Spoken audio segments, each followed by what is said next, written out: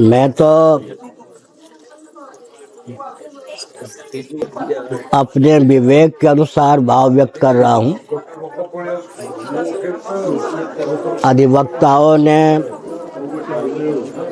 बहस के समय जो भाव व्यक्त किया और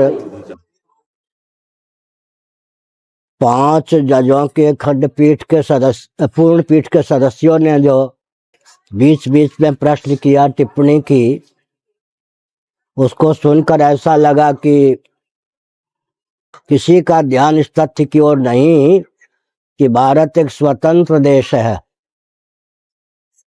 विभाजन के बाद के भारत में भगवान श्री रामकृष्ण की जन्मभूमि में भी अगर किसी का कोई अधिकार शेष ही रहता है तो भारत एक स्वतंत्र देश है, यह कभी सिद्ध नहीं हो सकता।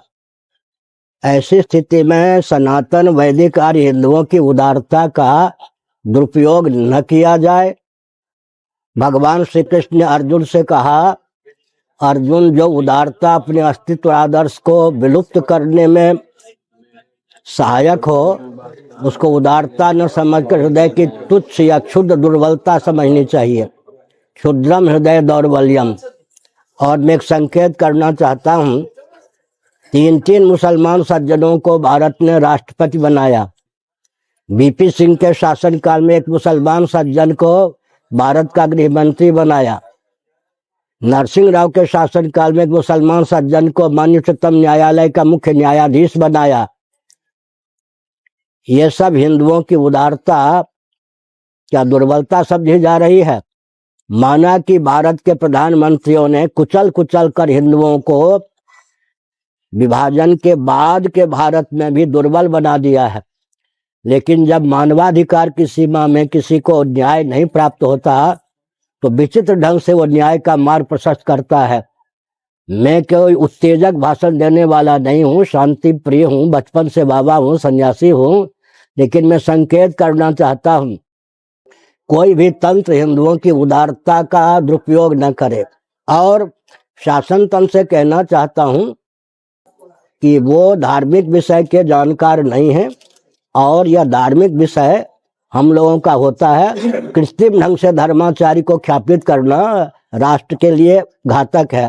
अतः राम जन्मभूमि पर यथास्थान राम मंदिर ही बने। अयोध्या की सीमा में या भारत की सीमा में कहीं भी किसी व्यक्ति के नाम पर या प्रतीक के रूप में मस्जिद न बने। अगर कहीं मस्जिद बनाए बिना चैन न आवे तो बाबर के कब्र के पास में जाके मस्जिद बने। मैं एक संकेत करता हूँ, भूतकाल से शिक्षा लेनी चाहिए। गांधी जी आदि के सहभागिता के कारण भारत विखंडित हुआ।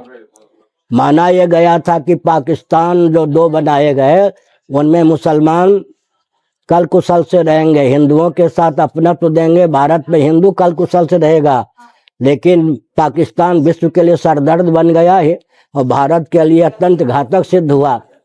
अब अगर अयोध्या में 5 एकड़ भूमि में कुछ और बनता है तो अरब राष्ट्र के धन से, सरकार के भी अनुग्रह से वो एक ऐसा महाअस्त्रों का केंद्र और दर्शनीय स्थान बना दिया जाएगा कि पूरा विश्व टूट पड़ेगा उसको देखने के लिए।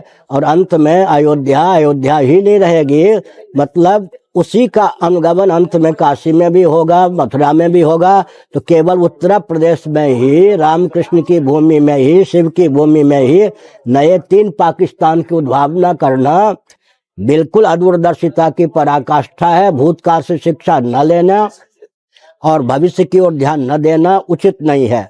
माननीय प्रधानमंत्री को लेकर भी मैं कहना चाहता हूँ, उन्होंने कहा कि राम रहीम की भक्ति की बात नहीं, भारत की भक्ति होनी चाहिए।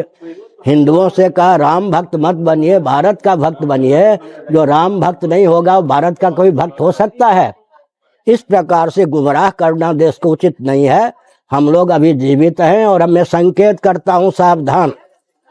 हिरण्यकशिपु के शासन तंत्र को चुनौती देने वाला दूसरा कोई शासन नहीं था। देवर्षि नारद ने मार्ग प्रशस्त कर लिया। इसी प्रकार वैन के शासन को चुनौती देने वाला कोई दूसरा शासक नहीं था, लेकिन भृगु जी ने मार्ग प्रशस्त कर दिया। रावण के शासन तंत्र को चुनौती देने वाला कोई दूसरा शासन तंत्र नहीं था, लेकिन वशिष्ठ जी ने, विश्वामित्र जी ने मार्ग प्रशस्त कर लिया। इसी प्रकार कंस दुर्योधन के शासन तंत्र को चुनौती देने वाला कोई शासक नहीं था। वेदव्यास जी ने भगवान श्री कृष्ण को भी प्रकट करवा दिया और युधिष्ठिर जी को भी मार्ग प्रशस्त कर दिया। कलिकाल में भगवान शंकराचार्य महाभाग ने क्या किया, बौद्धों के शासन तंत्र को चुनौती देकर जैसा सम्राट चाहिए था वैसा बना दिया। नवरत्नों ने विक्रमादित्य को सम्राट के रूप में ख्यापित किया और चाणक्य ने चंद्रगुप्त को आगे करके उचित शासन तंत्र दिया। हमारा प्रशस्त अधिकार है, हम लोगों में क्षमता है कि जब जितने भी राजनीतिक दल हैं भारत में सब सत्ता लोलुप अदूरदर्शी हो गए हैं, ऐसी स्थिति में प्रत्येक शासन तंत्र को रसातल में पहुंचाकर भव्य भारत की संरचना के लिए हम कदम उठाए बिना नहीं रह सकते। और अंत में राजनीतिक दलों को, प्रधानमंत्री को, मुख्यमंत्रियों को अवसर प्राप्त है कि हमारा एक वाक्य ध्यान दें, सुसंस्कृत, सुशिक्षित, सुरक्षित, संपन्न, सेवापरायण, स्वस्थ और सर्वहितप्रद व्यक्ति तथा समाज की संरचना विश्व स्तर पर राजनीति की परिभाषा होनी चाहिए। भव्य भारत को भारत के रूप में उद्भाषित किया जाए। क्या कारण है कि स्वतंत्र भारत, विभाजन के बाद के स्वतंत्र भारत में भी हिंदू एक नंबर का नागरिक नहीं है। गोवंश इत्यादि किसको संतुष्ट करने के लिए नष्ट किए जाते हैं। हमारे हर मान बिंदु को लुभावना, विकास का प्रलोभन देकर के विकृत कर दिया जाता है। अंग्रेजों का षड्यंत्र है।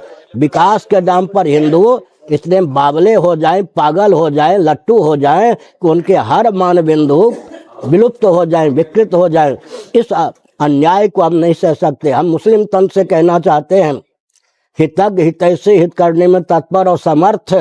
अगर आपको कोई मार्गदर्शक मुसलमानों में मिलता है उसका अनुगमन कीजिए, अगर राजनेताओं में कोई मिलता है तो अनुगमन कीजिए। आप निरीक्षण कीजिए, अगर मुस्लिम तंत्र में और राजनीतिक तंत्र में आपका हितज्ञ हितैषी, हित करने में समर्थ कोई व्यक्ति नहीं है तो आपके हित की भावना से पूरे विश्व को और पूरे भविष्य को देख करके हम जो मार्ग प्रशस्त करते हैं उस पर चलकर अपने तंत्र की, कौम की रक्षा कीजिए। मानवाधिकार की सीमा में पारसियों के समान हिंदुओं के प्रति उदारता का परिचय दीजिए, बर्बरता का परिचय मत दीजिए और शासन तंत्र समझ ले कि हिंदुओं के अस्तित्व और आदर्श को विलुप्त करके कोई भी शासन हम भारत में टिक नहीं सकता। हो गया।